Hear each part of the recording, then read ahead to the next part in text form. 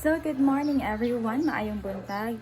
For today's video, I just want to share with you how satisfied I am with my experience using the YOU Radiance Glow Set, which is, grabe, hindi po ako consistent sa paggamit this month kasi naging tamad po ako sa si skincare. But, ngayon, naligo ako and then I thought bumalik na yung mga skin impurities. Pero talaga, this is, no filter po itong video. I'm using an iPhone XS and I'm just having a natural lighting here. So, ayun na, the YOU Radiance Glow has the a Radiance Glow facial foam with sakura extract and niacinamide. Yun, kasi, na-discover ko tong skincare na to sa TikTok. Kasi nga naman, before, kung ano-ano lang ginagamit kong skincare products, depende kung anong sikat sa SOCMED. Pero, this year, pinag-aralan ko talaga mabuti yung skin ko at kung anong product ang dapat kong gamitin. So, dapat safe yun kasi most especially sa face natin gagamitin. So, that's it. Ang tawag dito? Ito, may facial foam sila. Tapos, wait lang yun.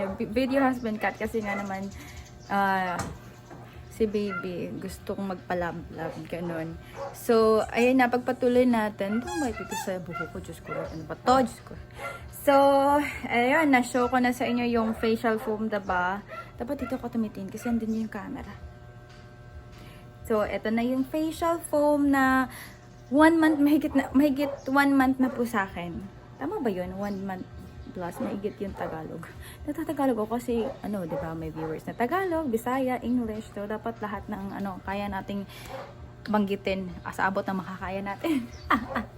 So, yun na yun. Tapos, gustong-gusto ko kasi wala siya masyadong smell. Tapos, napaka-refreshing niya lang sa skin. Ganon. So, ito yung pinaka-unang ginagamit ko na product sa skin ko bago ang lahat. So, pag morning and night ko siya ginagamit. Tapos, actually, wala silang set na binibenta. Talagang iisa-isahin mo siyang bilhin yung mga products. So, next one is, meron din silang toner. This one. Malaki siya. Ang siya, ilang ml ba to? 100 ml siya. And then, yan, ganun. So, eto yung Radiance Glow Toner Essence. It has sakura extract as well. And, of course, same natural ingredients, which is yung niacinamide, diba? So, ginagamit ko rin to morning and night. Morning and night ko siya ginagamit, yung toner. Siya, matubig lang yung laman. Tapos, wala din masyadong smell. Ganun. Okay to.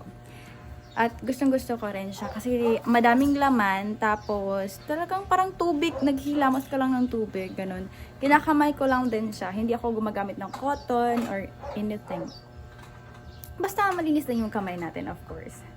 And the next product na meron sila for the Radiance Glow set is itong Radiance Glow Serum, favorite ng lahat. At alam nyo, na-discover ko to dun sa isang TikTok influencer na daw siya, na-amaze to siya sa skin ng mga flight stewardess at tinanong niya yung ginamit, ito pala yung YOU, tapos yung serum yung ginagamit talaga nila, which is hindi ko ako sure kung legit ba talaga ganun, pero nag-take ako ng risk kasi talagang yun, nagsaliksik naman talaga ako, and then masasabi ko na ngayon na talaga siya, napaka-effective. Ayan. So, wala kung anong linigay sa mukha ko ngayon, ha.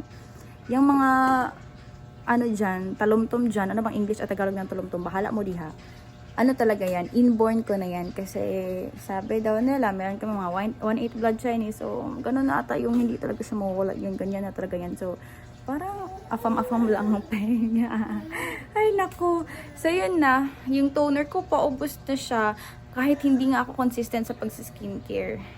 So, next product na meron sila is itong Wait lang. Yes, at ang next product na meron sila, nga na kinuha na binili ko is itong dalawa. Dalawa talaga siya. Kasi, of course, iba yung sa morning. Ito yung tawag dito, Radiance Glow Advanced Day Cream. Ayan, makikita niyo naman siguro, visible pa dyan. Tapos ito naman yung Radiance Glow Active Gel na gagamitin during night only. Siyempre, pang night lang to. Active Night Gel rather. So, specific talaga siya na for night lang siya. And ito for day. So, ayan, they're so cute. At medyo madami-dami pang laman ito kasi nga naman, minsan, ay ano talaga, this month, hindi ako ganun consistent sa skincare ko. Parang, wala kong hindi ako na-inspire mag-skincare, ewan pa. So, ito yung laman sa day cream. White, siya, pinkish white siya. Tapos, cream na cream siya. Tapos, ito naman yung sa gel. Is gel talaga siya, pero hindi siya pwedeng kainin, okay? May smell to siya, mabango. Tapos, parang may mga, basta hindi siya pure, may mga parang pearl siya dyan na pag nirub mo, mafe-feel mo yung mga stone, something ganon. Pero okay siya. So, pink yung laman nito na parang crystal. So, and eto pa, last na meron ako na nasa product nila is itong pinaka-favorite ko sa lahat. Yung triple UV sunscreen nila, yan. Sunbrella by YOU. Ayan. Baby ko naglalaro siya, pero nagagalit talaga siya. Tatapusin ko na tong video para mag-play na kami. So, ayun na. Favorite ko to. Bakit? Dahil may cooling effect siya. Parang Head and Shoulders ang peg. Joke lang. Ano siya? Non-sticky and no white cast. Ano siya, pag nilalagay mo siya, parang siya hindi ordinary na sunscreen. Kasi parang siyang cream din na may glowing effect, whitening and glowing effect, ganon. Ito yung pinaka-last step na ginagawa ko sa skincare ko. Pinakauna yung toner after pag-wash ng face. Tapos next is, facial wash, yung pag-wash ng face. Facial foam sa pag-wash ng face. Hanako, take 2.5, Tapos, toner after facial wash. Then, the serum. And yung, kung morning, yung cream. Tapos, pag night naman, of course, yung gel. So, ito yung sa morning lang to ha. Of course, wala namang araw sa gabi. So, yung sunscreen, sa morning ko lang talaga ginagamit. And recently, ginamit ko siya, of course, dahil umaga ngayon. And, ayan, konti na lang din laman nito kasi bongga ako makagamit nito eh. Tapos nilalagay ko lang siya sa aking 2 fingertips here. Depende, basta sa 2 fingertips lang. Tapos ginaganon-ganon ko siya sa skin ko. Tap-tap lang gently. So, yun na. Kung naghahanap kayo ng hindi ganun ka-harsh, hindi siya yung mild lang na skincare na kung may care talaga kayo sa skin niyo. So, choose wisely po sa pagpili ng skincare. And yun na yun.